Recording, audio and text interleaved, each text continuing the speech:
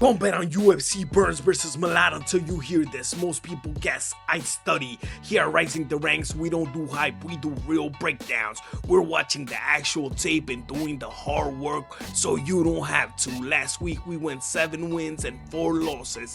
This year we're sitting at an 89 win and 48 losses. That's a 65% win rate.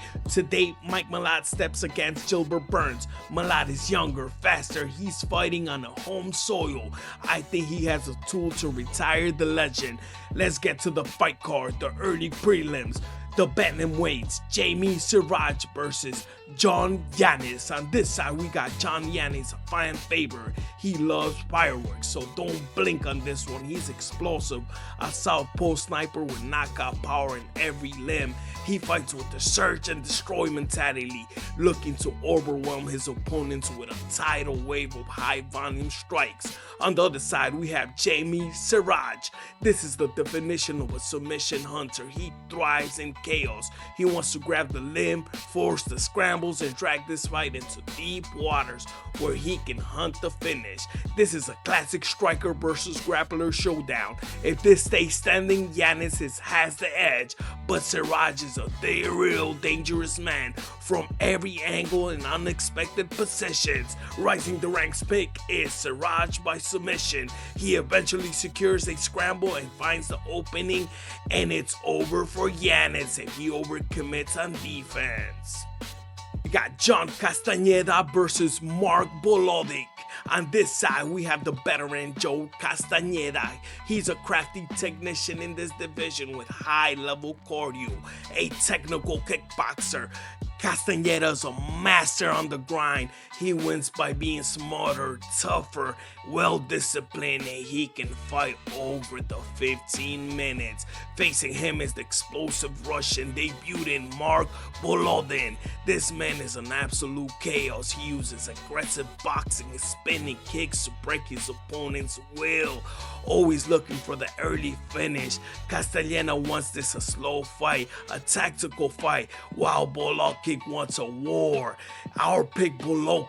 If he maintains his aggressive pressure, he can overwhelm the veteran and win the rounds with sheer volume. Now we got the women's flyweight, 2 Canadians, Aldridge versus Lynn Horth. Introducing the technical kickboxer Aldridge. She is a clinical sniper who relies on sharp jabs, strong fundamentals, and veteran experience to pick her opponents apart from the outside.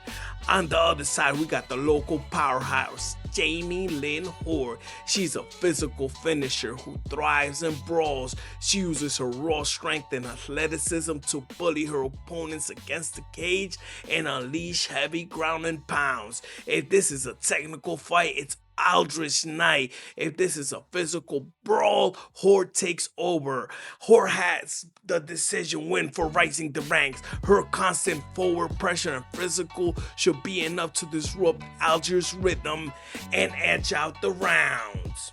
Mitch Raposo versus Allan Nascimento. On this side, we have the lightning fast Mitch Raposo. He's the speeder of the 125 division. Raposo uses his elite footwork and stick and move style to overwhelm his opponents with volume before they can even touch him. Standing across from him is the submission predator, Allan Nascimento. He's a jiu-jitsu wizard, long, lanky, and incredible comfortable on his back.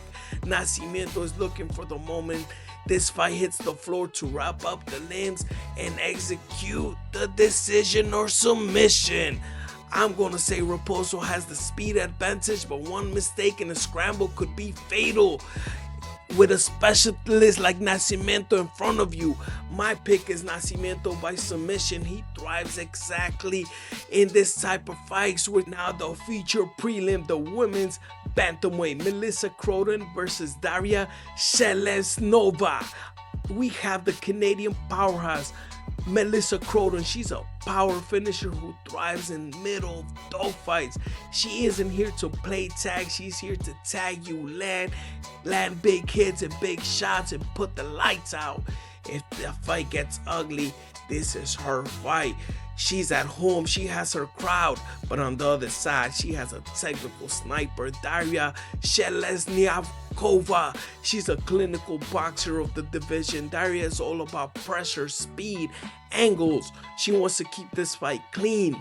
She wants to make this fight her fight, using footwork to stay on the outside and pick Croden apart for the 15 minutes. This is a classic battle, power versus technique. While Croden is the favorite, our study suggests she might struggle if the finish doesn't come early. Upset alert. Zheleznyakova by decision. Her speed is cleaner. Her striker should allow her to outpoint Croden and stay out of the line of fire. Tanner Boser versus Gohan Saricam, one of the best fights on the night. Representing his home crowd is Tanner the Bulldozer Boser. For a heavyweight, this man is incredibly fast and he moves around the ring. He has a volume striker and can win when he's more active. He uses relentless leg kicks and movement to wear his opponents down, even if they're more bigger. But standing across from him is Gohan Saricam. He's a hammer. Saricam has massive KO power, heavy ground and pound kicks, and he will put the distance with any fighter with those calf kicks. He's looking to close the distance early and remind everybody why they call the big boys of the division. Boser has a veteran experience in the cardio edge, but lacks one-punch power. Saricam is the wild card. He only needs one shot to knock you out. Saricam can handle the UFC jitters and land those heavy calf kicks and use his physical size and power. It might be too much for the smaller Boser. My pick, Saricam by KO or decision. Blanch versus Valentine. Blanch is a well-rounded powerhouse with a 5-winning streak, training at a high-level camp, showing finishing ability on the feet on the ground. He brings solid striking, improving grappling, and the ability to knock you out, submit you. Valentine, on the other hand, is still dangerous finisher with 7 submission wins and multiple first-round finishes. He showed promise on The Ultimate Fighter, but he's currently on a 3-fight losing streak. While some losses came against tough competition, his recent performance raises concerns. This feels like a high-pressure last-chance fight, which makes it unpredictable and dangerous. This matchup looks like a setup for Blanch to shine as a prospect, but Valentine's desperation and ability to finish is overlooked. Blanch is likely to control the pace, put the pressure, and look for the finish early. Valentine tends to get reckless, leaving openings on the feet or in the takedown attempts that can lead to counters or submission. Prediction: Blanch by KO or submission. Now we got Denis Buzukja versus Marcio Barboza. Denis Buzukja is a high-volume technical boxer with durability and solid chin. He's defensively sound against takedowns and he trains with elite fighters.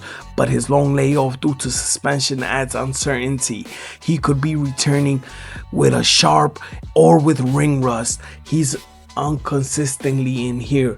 This makes it tough. Barboza's dangerous, aggressive finisher, making his UFC debut, but he has serious KO power and build.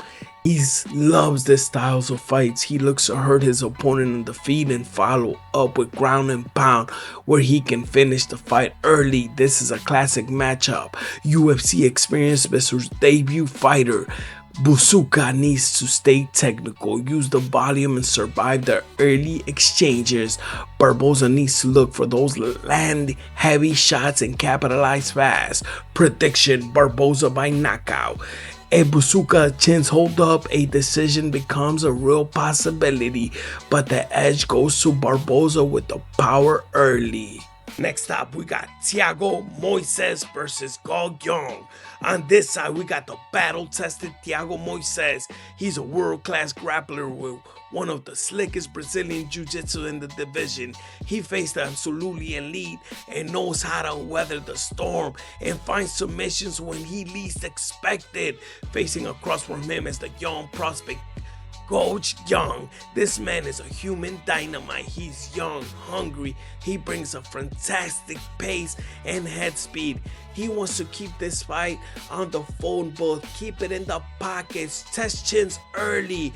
This is an old guard versus new breed. Moises wants to show that he still got it, while the young man wants to create a whirlwind of KOs. I think my pick is gonna be Gohan. He's aggressive, the pace, the fastness. He got this one. Women's flyweight. Jasmine Jourdain versus Karine Silva. We have the Canada's own Jamie Jourdain. She's a grinding powerhouse. Jamie wins, making people miserable. She uses heavy wrestling, clinch control, relentless pressure to break her opponents at will. Over 3 rounds. On the other side, she got Karine Killer Silva. She's a first-round assassin. Silva has an incredible finishing rate, possession of both one-punch knockout power and lethal submission game. She's the ultimate don't blink fighter. Now, this is a classic hammer versus anvil fight. Silva will look to kill early, while Jasmine will look to drag it to deep waters. Exhausting. And it's gonna be a 3rd-round war. I gotta pick Jourdain. Her durability and relentless wrestling should allow her to survive the early storm and take over Silva tires. Now we got Mandel Nallo versus Jay Herbert. Representing Canada, we got Mandel the Rat Garbage Nallo. This man is creative finisher. Standing tall for the division, Nallo uses his long reach, long orthodox strikes, and opportunistic submissions. He has a highlight reel waiting to happen. Across from him is the Black County boy Jay Herbert. Herbert is a clinical kickboxer. He's a master at range, using high level and devastating straight rights. He wants to keep Nallo at the end of the punches and turn this fight into a technical striking match. Both men are long and lean, but Herbert is the more disciplined striker. Nallo, however, is the most dangerous finisher in the scrambles. Our pick, Nallo. In front of the home crowd, expect Nallo to find a creative way to close the distance and finish the match. Co-main event of the evening, Kyle Phillips versus Charles Jourdain. We have the Matrix Kyle Phillips. He is one of the most unpredictable strikers in the UFC, with high-level movement, spinning attacks, elite grappling. You never know where the attacks are coming from. He fights like he's playing a video game. He meets the Canadian favorite, Air Charles Jourdain. Jourdain is a high-octane specialist. He's about volume, aggression, violence for fans. He wants to turn this fight into a chaotic brawl where his speed and heart shines. This fight of the night, potential written all over it. Phillips is more technical, but Jourdain is more relentless. Jourdain is chaos, high pace. Jourdain has the activity, the roar of Winnipeg crowd, and this might win him in the edge of a decision. Now we got Gilbert Burns versus Mike Malott. On this side, we got the former title challenger, a true legend of the game. Gilbert Burns, put some respect on his name. He's a world-class grappler with a resume that reads like a Hall of Fame list. Don't let that fool you though. Burns has heavy clubbing power. His hands are real, but his real home is on the mat. We're multi-time jiu-jitsu world champion. He's the ultimate test for any rising star. And on the other side, we got a future rising star. Canada's here to see Mike Malott. He's a modern martial artist. Malott is dangerous everywhere. He's a fighter that everybody fears. He has the length to pick you apart, the power to put you away with one shot, and the guillotine to choke you. It's absolutely lethal. He's on a mission to prove he belongs in the welter top division. He wants to be in the top 10s. Now, this is the path for Burns. He needs to close the distance, turn this fight into a veteran grind. He can make Malott's fence and take it to the floor. He has an elite grappling experience and he can use it here. He has to avoid the long rangers and the sniping of the young man. Malott needs to use his 2-inch reach advantage. Malott needs to keep Burns at the edge, use his jab, use his calf kicks, and use his calf kicks again to burn Burns' mobility and stay composed. If he gets taken down, he has to use his dangerous front choke and scrambles to get on the feet. My final prediction: Mike Malott, this is a passing of the torch. While Burns is as tough as they come, Malott's youth, speed, and massive height and reach advantage should allow him to stay safe on the outside. We expect Malott to catch an aging Burns coming forward. I'm leaning for a late TKO or dominant decision victory that sends Winnipeg into a scary frenzy. Alright guys, that's a full court prediction. We've been winning on this channel. You know it, I know it. Now time to hit that like and subscribe button. But before that, I'm standing with Nallo, Zheleznyakova, Jourdain, Jourdain, Vologdin. Those are my stronger reads. Everyone else, that's where it gets tricky. This is the fight game. One mistake changes everything. But those picks right there, I trust them and I stand behind them. If you've been watching, you already know this ain't guessing. This is film study, rising the ranks.